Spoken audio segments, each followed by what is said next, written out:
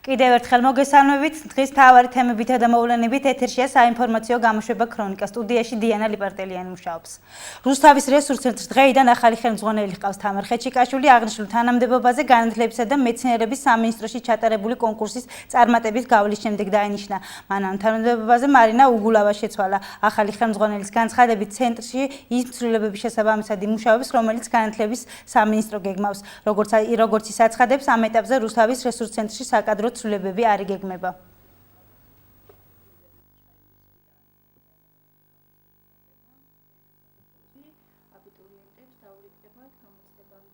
საკმაოდ დიდი ცვლილებებია განათლების სისტემაში. ძალიან მრავალი სიახლე აქვს უკვე დაგეგმილი განათლების სამინისტროს და ყველანაირად ვეცდებით, რომ ჩვენმა რაიონმაც მხარი აუბას და შეასრულოს ყველა ის ცვლილება და ყველა ის მოთხოვნა, რომელიც ექნება სამინისტროს და ზოგადად განათლების პოლიტიკას. სამომავლოდ არანაირი საკადრო ცვლილებები ჩვენს საგანმანათლებლო რესურს ცენტრში არ იგეგმება. განათლების სამინისტროში ერთიანი ეროვნული გამოცდებისათვის აქტიური მზადება მიმდინარეობს. მე-12 კლასელები საგამოცდო ბარათებს გამოცდებამდე 10 დღით ადრე საკუთარ სკოლებში, აბიტურიენტები კი საგანმანათლებლო რესურს ცენტრებში აიღებენ. ერთიანი ეროვნული გამოცდები ქართულ ენისა და ლიტერატურის გამოცდით 27 ივნის დაიწყება და 17 ივლისს ფიზიკის გამოცდით დასრულდება.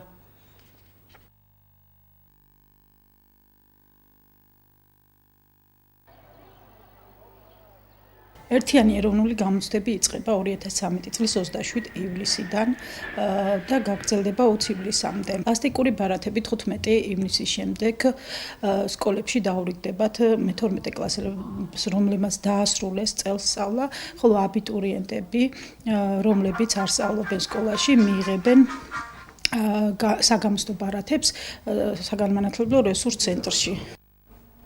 სოფელ მარტყოფის მეორე საჯარო სკოლაში დაარსებიდან 250 წლის იუბილე აღნიშნეს. თარიღთან დაკავშირებით გამართულ ღონისძიებას დღეს განათლებისა და მეცნიერების მინისტრი გიორგი მარგველაშვილიც დაესწრო. დეტალები ნახეთ ნინო კაპანაძის სიუჟეტში. მარტყოფი უმდიდრესი კულტურისა და სახელოვანი ისტორიის მქონე სოფელია. ამ ისტორიის ნაწილი კი მარტყოფის მეორე საჯარო სკოლაა, სადაც განათლების ისტორია წმინდა ანტონ მარტყოფელის საგანმანათლებლო მოღვაწეობით დაიწყო. სკოლა წმინდანის სამონიდან მარტყოფში 1752 წელს გადმოვიდა. წელს კი დაარსებიდან 250 წლის იუბილეს აღნიშნავს. განსაკუთრებული თარიღი სკოლის პედაგოგებმა და მოსწავლეებმა საქართველოს განათლების მინისტრთან ერთად იზეიმეს. ჩვენ დღეს დავესწარით არა მარტო იუბილეს 250 წლოვანი სკოლისა, არამედ არაჩვეულებრივ ზეიმს იმ ნიჭისა, რაც არის ნებისმიერ ქართულ სოფელში და ნებისმიერ საქართველოს ნებისმიერ მხარეში. ეს იყო ზეიმი ნიჭის, სიხარულის და იმ ღირებულებების, რომლითაც მუდმივად ძლიერია ჩვენი ქვეყანა და რომლითაც აქვს უნარი გაუმკლავდეს სიძნელეებს. ჩვენი სკოლა არის სამართალმემკვიდრე 250 წლიანი სახელოვანი ისტორიისა და ჩვენთვის ძალიან მნიშვნელოვანი იყო, რა თქმა უნდა, ამ იუბილეზე მინისტრის სტუმრობა, რადგანაც ჩვენ გვინდოდა რომ გაგვეცნო ჩვენი სკოლის შესახებ, საერთოდ სოფლის შესახებ უფრო ფართოდ მოგვეთრო. ჩვენი სკოლა უძველესია, ალბათ საქართველოში უძველესი, იმიტომ რომ 250 წლის თავს წელს ითვლის და ეს იუბილე გვაქვს დღეს, ზეიმობ მთელი სკოლა, მთელი კოლექტივი, მშობლები, სხვათა შორის ბავშვებიც ძალიან დიდი სიხარულით ველოდებოდით ამ დროის მოსვლას და ამ ღონისძიების ჩატარებას. 2 საუკუნენახევრის მანძილზე მეორე საჯარო სკოლამ ბევრი საინტერესო ტრადიცია დაამკვიდრა. სკოლას დღეს 400-მდე მოსწავლე და 45 პედაგოგი ჰყავს. მათ შორის ყველაზე უხუცესი ვენერა კახურაშვილია, რომელიც წლებია მოზარდებს ისტორიას ასწავლის. ამ სკოლაში ვმუშაობ 64 წლიდან. ვასწავლე ისტორიას. სკოლაც ახლა მართალია ცოტა ძველი იყო, მაგრამ მაინც მომწონდა, მიხმარდა. იმიტომ რომ მე სკოლა დავამთავრე. საშუალო სკოლა და ამ სკოლაში განვარდე მუშაობა. ელენე ხახიაშვილმა მარტყოფის საჯარო სკოლაში დაწყებითი კლასების პედაგოგად 55 წელი იმუშავა.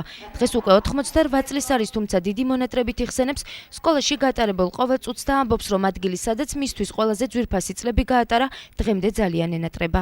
მე სკოლა ისე მიყვარს, ისე მენატრება, ძირშიაც მენერს თუ სკოლა მაგონდება. სუსკელა, სუ გაკვეთილებს ვაღდარებ და სუსიზბრებს. ღონისძიებების ფარგლებში სოფელ მარტყოფისა და სკოლის ისტორიისადმი მიძღვნილი გამოფენაც გაიხსნა. ჩატარდა რამდენიმე საჩვენებელი გაკვეთილი და სასკოლო კონფერენცია. დღევანდელი საღამო კი საზეიმო კონცერტით დასრულდა. ქალაქში არსებულმა შადრევნებმა ბოლო პერიოდში ფუნქცია დაკარგეს. უკვე რამდენიმე თვეა გამორთულია გონაშვილისა და კლდიაშვილის სკვერებში არსებული შადრევნები. ანალოგიური სიტუაცია ამ მხრივ ძველ რუსთავშიც, რაც მოსახლეობის უკმაყოფილების მიზეზი გახდა. მერიაში აცხადებენ, რომ სკვერებში არსებული შადრევნები უამინდობის გამო იყო გამორთული და მომავალი კვირიდან ყველა ამუშავდება. რაც შეეხება მერის წინ მდებარე დიდ შადრევანს, ადგილობრივი ხელმძღვანელობა მისი მუშაობის გრაფიკს უახლოეს მომავალში განსაზღვრავს.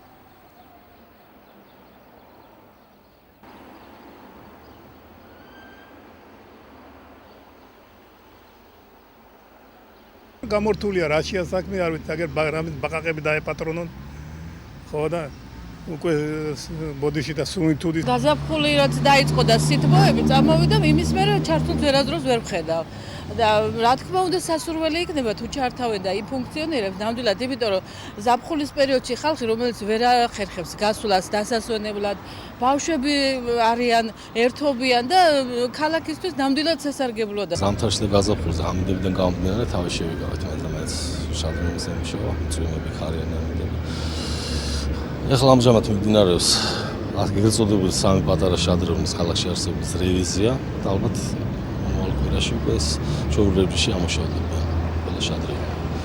რაც შეეხება ამ დიდ შადრევანს, განსაკუთრებული სპეციფიკის არის მოგეხსენებათ შადრევანი. ხელმძღვანელობა განიხილავს ამ მუშაობის გრაფიკს, ასე ვთქვათ, კვირაში რამდენი დღე იმუშაოს, გამოგონილ დღეებში რამდენი საათი იმუშაოს, ყოველ შემთხვევაში შეჟურით ჩამოყალიბების პროცესში. თბილისის გაფორმების ეკონომიკურ ზონას დღეს ევროპის, ცენტრალურ, სამხრეთ აზიისა და ჩრდილოეთ აფრიკის 20-ზე მეტი ქვეყნის წარმომადგენელი სტუმრობდა. ვიზიტის ფარგლებში დელეგაციის წევრები ეკონომიკურ ზონაში დანერგის საინფორმაციო საკომუნიკაციო ტექნოლოგიების ინოვაციურ სისტემას გაეცნენ. საკომუნიკაციო ტექნოლოგიების ინოვაციური სისტემა სტუმრებისათვის მომსახურებაში დანერგის სიახლეების პრეზენტაცია გაიმართა. დელეგატებს საქართველოს იუსტიციის სამინისტროს წარმომადგენლებმაც უმასპინძლეს. დელეგაციის განსაკუთრებული ინტერესი გამოწვეულია იქიდან, რომ საქართველოში არსებულ ყველა გაფორმების ეკონომიკურ ზონაში ყველა პროცედურა ხორციელდება ელექტრონული სისტემის საფუძველზე, რაც შეესაბამება მსოფლიო თანამედროვე სტანდარტებს და რაც თავისთავად ხელს უწყობს ჩვენს ქვეყანაში საინვესტიციო გარემოს შექმნას. საქართველოს ეროვნულ საფეხბურთო ჩემპიონატში გაურკვევლობაა. ფინანსური პრობლემების გამო 8 საფეხბურთო კლუბმა საქართველოს ჩემპიონატში მონაწილეობაზე უარი თქვა. რა პოზიცია აქვს რუსთავის მეტალურგს აღნიშნულ საკითხთან დაკავშირებით. დღეს ჩვენი კორესპონდენტი არკვევდა. იმ საფეხბურთო კლუბებს, რომლებმაც საქართველოს ჩემპიონატში მონაწილეობაზე უარი განაცხადეს, რუსთავის მეტალურგით შეუერთდა. მოსაზრებას, რომ ყველა კლუბი სახელმწიფოსგან ერთნაირად უნდა ფინანსდებოდეს, მეტალურგის ხელმძღვანელობაც იზიარებს. ისინი ჩემპიონატში მონაწილეობის საკითხს იმ შემთხვევაში განიხილავენ, თუ სახელმწიფოსგან 2 მილიონ ლარს ყველა თანაბრად მიიღებენ, როგორც ეს გორის დილას შემთხვევაში მოხდა. დაფინანსება, რომელიც მიიღო გორმა, რომელიც აბსოლუტურად ყველას გაუხარდა, მაგრამ ამ ეტაპზე არის ჩათვალა ყველა კლუბმა, რომ თუ არის დაფინანსება საუბარი სახელმწიფოს დახმარებაზე, რომელიც ჭირდება დღეს ქართულ ფეხბურთის განვითარებას, ამის საჭიროა, რომ ყველა კლუბი იყოს თანაბარ პირობებში. მეტალურგიული ქარხანა, რომელიც არის ჩვენი სპონსორი, უერთდება ამ კლიანად ამას, არავითარ ოპოზიციაზე არ არის ლაპარაკი, არავითარ ბოიკოტზე, ჩვენ თავს ხوار გამოუცხადეთ ბოიკოტს. ქარხანა ყველანაირად ცდილობს დახმარება გაგვეწიოს რეგიონში, განვითარდეს ქართული ფეხბურთი. კლუბების დაფინანსების საკითხს და მათ პოზიციას საქართველოს სპორტისა და ახალგაზრდობის საქმეთა მინისტრი გამოეხმაურა. ლევან ყიფიანი ახალ სეზონში კლუბების დაფინანსებას გამორიცხავს. რასაც შევთავაზებთ საზოგადოებას, ეს არის დღევანდელი რეალობიდან გამოსავალი, რომელიც რა თქმა უნდა სპორტის ინტერესებიდან გამომდინარე ვერ იქნება წელსვე, ეს უნდა იყოს მომავალი წლიდან. შესაბამისად გუნდებს იმის ილუზია, რომ შეიძლება წელსვე რაღაცა ბიუჯეტიდან დაფინანსება გქონდეთ, ეგეთი მე არც მithქვია, ვერც ვიტყოდი, იმიტომ რომ არ არსებობს არც ამის რესურსი და ჯერჯერობით. თავისთავად ეს უნდა განხორციელდეს დროთა განმავლობაში, სადაც პირველ რიგში სპორტული ინტერესები იქნება დაცული და არ შეეშლება ხელი ჩემპიონატის გამართვას. რაც შეეხება გორის დილას და მისთვის გამოყოფილ ფინანსებს, მინისტრი აცხადებს, რომ კლუბს ეს თანხა საერთაშორისო ასპარეზზე გამოსასვლელად ჭირდება. გორის დილა ფინანსდება მუნიციპალიტეტიდან, როგორც იყო აქამდე და ეხლაც გორისდილას მუნიციპალიტეტს შესაძლებლობა მიეცა დაეფინანსებინა გუნდი. გამომდინარე იქიდან რომ ეს გუნდი გადის ევროპის თასზე და შესაბამისად ამ გუნდის არ გამოსვლა ეს უფრო მეტი სირცხვილია ქვეყნისთვის ვიდრე ამ გუნდის ფინანსირება. იმ კლუბების წარმომადგენლები, რომლებიც ჩემპიონატში მონაწილეობაზე უარს აცხადებენ, მემორანდუმს ხელს უახლოეს დღეებში მოაწერენ, რომელიც მოგვიანებით სპორტის სამინისტროს გადაეგზავნება. რუსთავის ნიკო ფიროსმანის სახელობით სამხატვრო სკოლის მოსწავლეებმა საგამოფენო დარბაზში საკუთარი სადიპლომო ნამუშევრები წარმოადგინეს 6 წლების დასრულება მოსწავლეებს სკოლის დირექციამ მიულოცა და შესაბამისი სერტიფიკატები გადასცა. გამოფენას მოწვეულ სტუმრებთან ერთად მასწავლებლები და უმცროს კლასელებიც ესწრებოდნენ.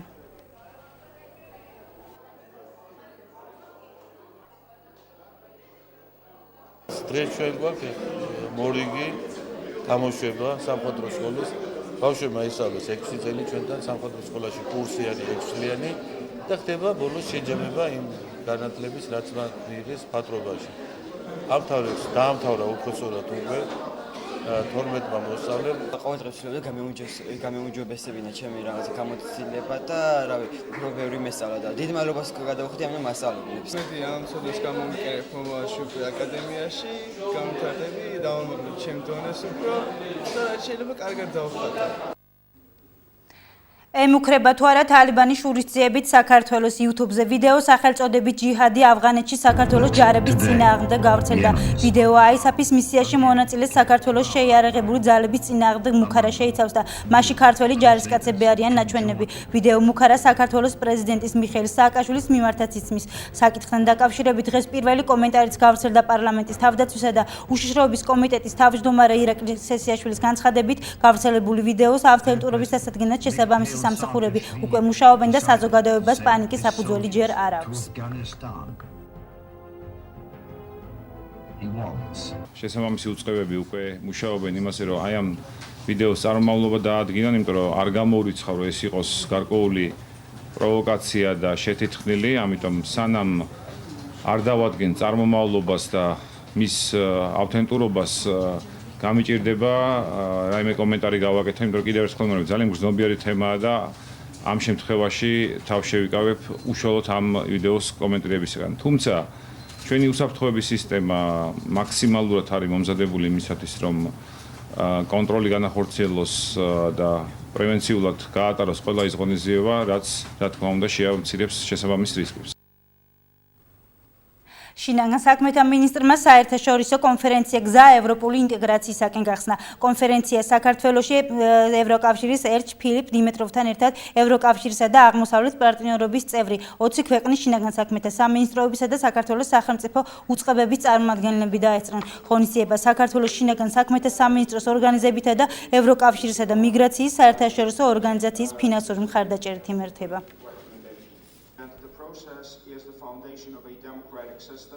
ქრონიკაში ამინდის დროა თუ როგორ ამის ვარაუდობენ ჩვენი სინოპტიკოსები, ამას ამინდის პროგნოზიდან შეიტყობთ.